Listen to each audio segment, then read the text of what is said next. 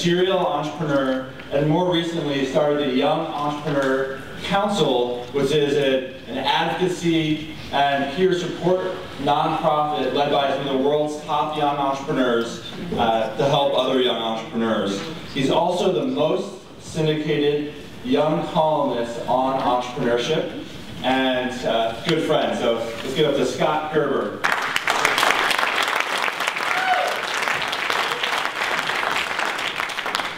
Thank you very much, Michael. I appreciate being here today. You know, what you'll see today is kind of a different perspective. You know, when I started the Young Entrepreneur Council, I had one focus in mind, and that was to provide the experience, provide the education that I did not receive when I started my business and failed to the point where I nearly bankrupted myself in my early 20s.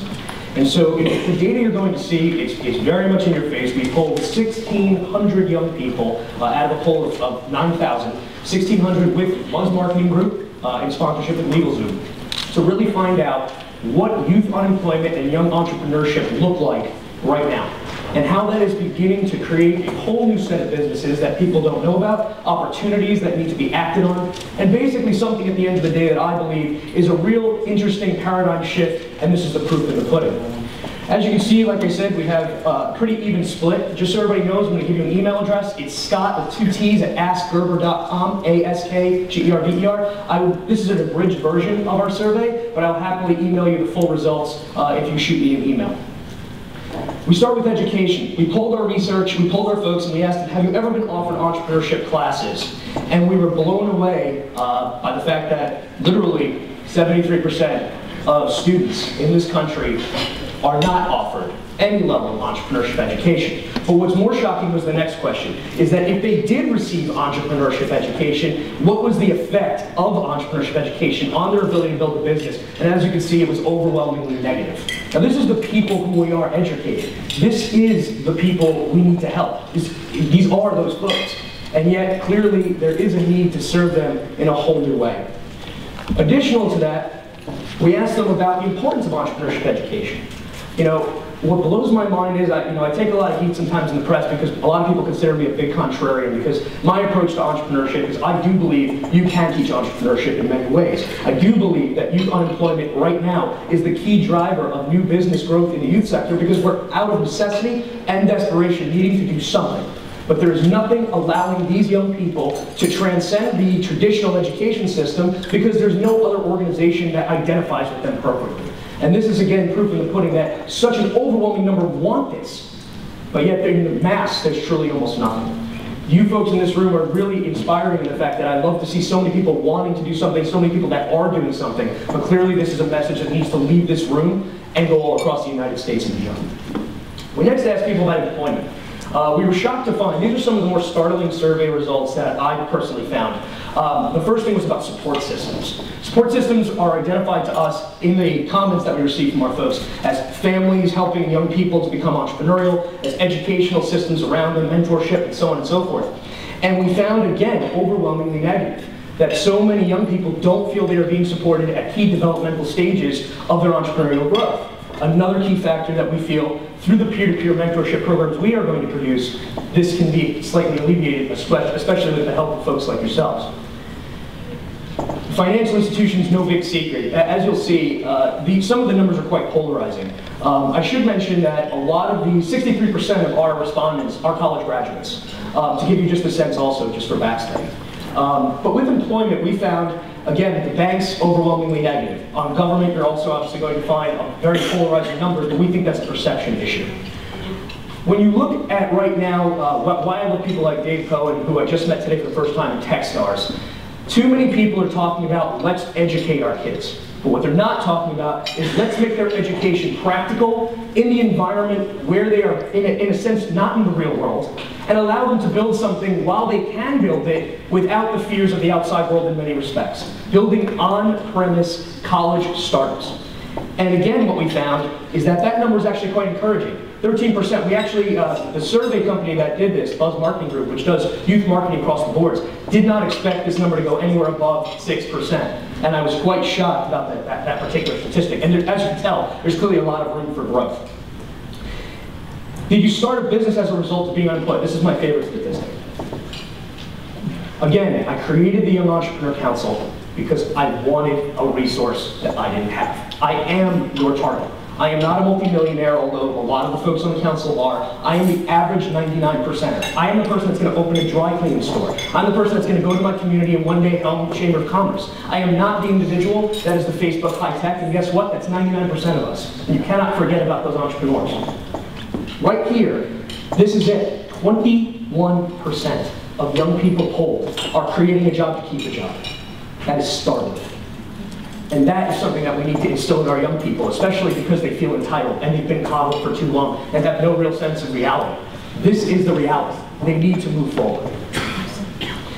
This is the one that I know the government folks are going to be like, ah, what are we going to do? I actually, and as did the polling company, believe that even though this number is so high, it's a perception issue. It's not a lack of resources issue.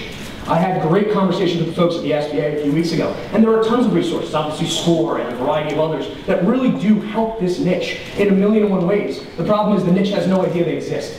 They don't know how to communicate with your platforms. They don't understand what it is you provide them because they can't find it. They're not told what to look for, and most of it is not geared for them. But let's not forget that. Entrepreneurship education is a very, very big term. But at the end of the day, a college kid's version of that education and how we speak to ourselves versus the way you all speak to us is a different language entirely. Which is why with the Young Entrepreneur Council, we strive to create that educational dialogue from a peer-to-peer perspective. And that is a much different way in which we are educating within rather than educating from out looking in. The healthcare stuff I'm just going to kind of skip over, but the general sense is one of the biggest things we notice of why young people don't jump into entrepreneurial ventures is healthcare. Obviously, I'm not going to get political and talk about healthcare and all that stuff. It's not this forum. But I will say that one of the programs we're working on right now, and major efforts are underway to provide cost-effective healthcare for young business owners who want to en masse join the entrepreneurial ranks. So providing them that level of resource, that's something we're working on with private companies right now to create that program. As you can tell, again, there's a lot of different needs, a lot of different price points. This is all stuff that I'm happy to explain in another forum, but I think that there's better data for you guys to see. This is another. What's holding us back? Why are we not going into those ranks? Even when unemployment has taken 20+% of us out of the workforce, where the marginally attached numbers are never reported about youth, and we're always told, well, you know, they're disillusioned. They thought they were going to go into a world and that their diploma was going to set the way. These are the actual realities of why. The not interested, of course, you're always going to have folks that don't want to be entrepreneurial, no question. But the ones that really, again, are startling is that 52% of people think there are not enough resources. Again, these are the people we are supporting. If it's a perception issue, if it's lack of product, lack of service, whatever it is, this is the reason that our organization exists. We want to provide those resources, and we want to help you all to provide those resources because we understand what we need. We are the people that are receiving them. And too many times the conversations don't happen where the folks that really do want to provide the help try to provide it in a way that they think is right. And I'm not here to tell you what you're doing is wrong, obviously. I'll let you decide for yourself what is the value of this data for you to go back and figure out your programs. But what I will say is bring us into the dialogue. Have us, the young people, the amazing young talents that I've met many of them this weekend and that are all joining my council, right guys? Have them help you. Have them guide you. Have them tell you what works. Because we know it doesn't work. We've been doing it for too long. These are the kinds of businesses that the average 99%er, and this is another big statistic, side businesses, sidepreneurism is growing at a rapid rate. Too many jobs are paying wages that frankly cannot support a young person's ability to sustain themselves. This is not simply just that 20%. This is many others. So what this basically says is not only is it important to just, hey, I'm going to be an entrepreneur, I'm starting my business, but rather, out of necessity because I even have a job, I need to find a way to start a business. 35% of young people, this is startling data, 35% of young people seriously told us that they started a side business in the last year, just because the economy has tanked in such a degree, and they're the biggest, they unfortunately the biggest losers in many ways in that scenario. This is another one. You plan to quit your job. A lot of young people feel disillusioned, and I won't get into what I personally do. I know a lot of young people simply, and it's weird saying it from this end. I know a lot of you folks would say this. I believe we are the most spoiled, entitled, coddled, group of individuals in the world. We think that our Poop doesn't stink, I apologize for the reference. But bottom line is, there's a reason for that. We were coddled for too long, we were told what worked, we were told we were going to reach for the stars and all this nonsense, that once the teetering pedestal collapsed, we finally said, well, okay, now what? I'm supposed to leave college with my BS and DS, and that's going to be what's going to guide me in the next direction. But now they got into the workforce, realized it wasn't the dream job they were promised in their minds, and now they have to find ways out. And this is just showing you once again why it's so important to provide this education at key developmental moments. So just kind of in closing, this is the last stat I want to bring up. Do you want to work for an entrepreneur? Entrepreneurship is very interesting to me for one reason. I get to meet amazing people. I love it. I love what I am doing. This whole thing, going back to the New York Times, started because all I wanted to do was stop hearing in the news that youth unemployment was this global crisis and have somebody start a conversation about what we can do about it.